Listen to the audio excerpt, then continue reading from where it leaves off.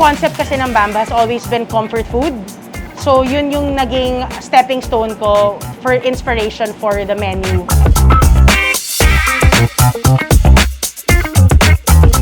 The menu Chef Tina has created reflects PAL's local heart and global perspective.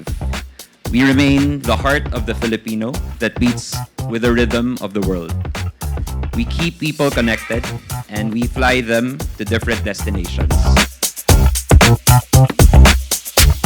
Majority ng mga dishes are more parang familiar na mga flavors, pero we had fun na lang to make it different.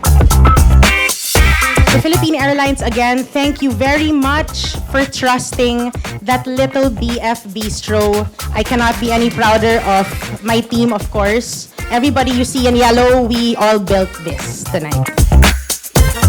And when they taste the food we serve, it will remind them of home or let their palate discover new and wonderful pleasures.